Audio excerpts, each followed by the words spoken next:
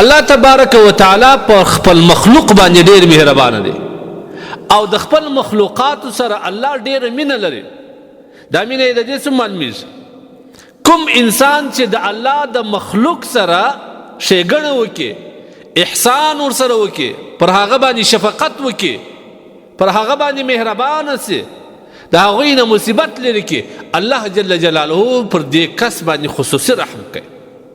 الراحمون يرحمهم الرحمن. هغه مهربانه خلق په دنیا کې چې الله پر هغوی باندې خپل رحم کوي، د الله د رحمت لاندې دي دا کسان. ځکه د الله رسول مشتوای ارحموا من فی الارض. په دنیا کې چې د الله څه مخلوقات دي، که حیوان دی، که خزنده ده، که مرغه دی، که انسان دی، پر دې باندې د خپل وس مطابق ورحمېږه.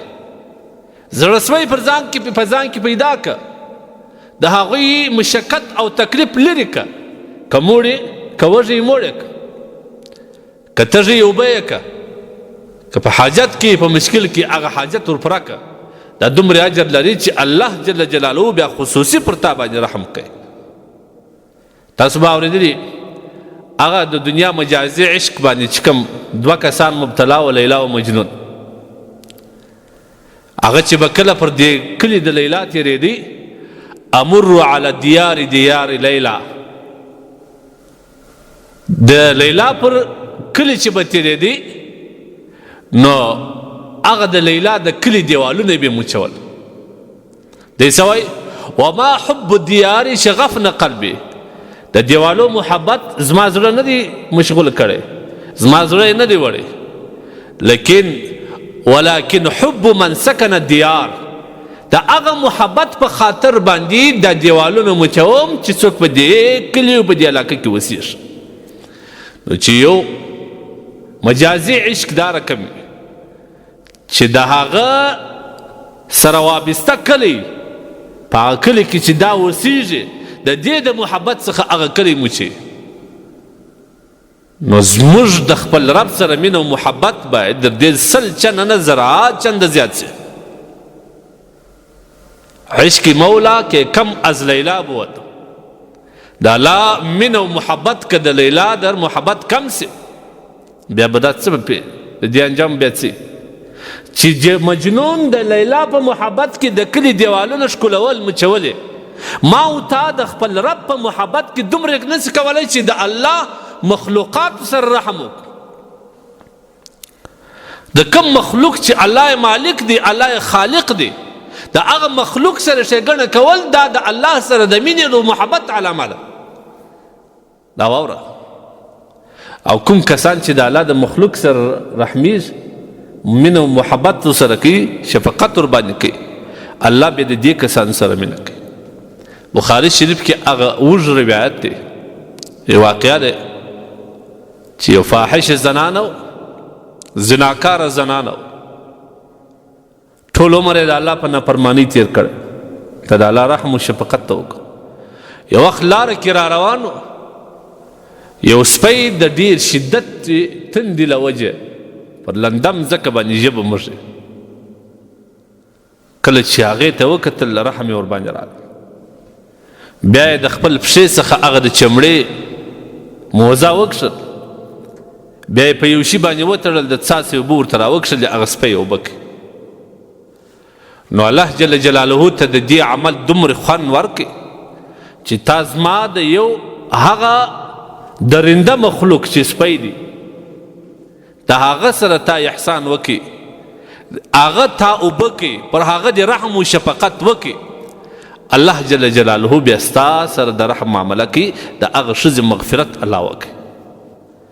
ګوره دا واوره، په دنیا کې هېڅ عمل معمولي مه بوله.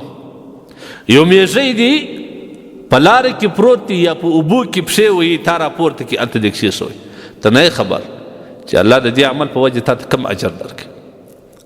یو عالم دی، شیخ الحدیث دی، د وخت د زمانې فقیه امام دی، د دین شاندار خدمت کوي.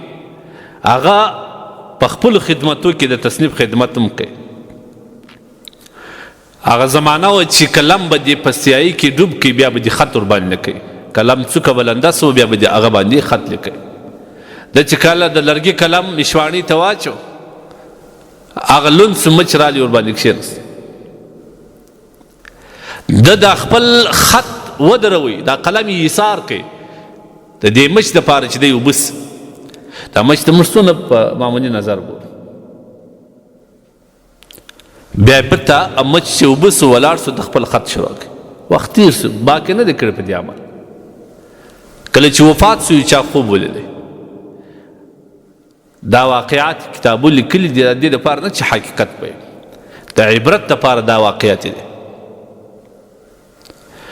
هغه عالم ته په خوب کې یو کس وایي چې الله څه معامله درسره وکړه ده ویل الله وبخښه او عجیبه دا ده چې زما د دیني خدماتو په وجه الله جل جلاله نه یم بخښلی هغه خو وروسته معامله والا به زما سره حساب کوي یا به پر هغه اجر راکوي یا به نه راکوي الله ما ستا مغفرت په یوه شي باندې کړی هغه دا چې تا خط لیکي زما یو ادنا مخلوق د مچ په شکل کې رالی د هغه د اوبه کېدو دپاره تا قلم ایثار کړي تا پر هغه مخلوق باندې رحم و شفقت وکړي الله وایي زما شفقت او رحم دا دی چې زه نن ستا مغفرت کوم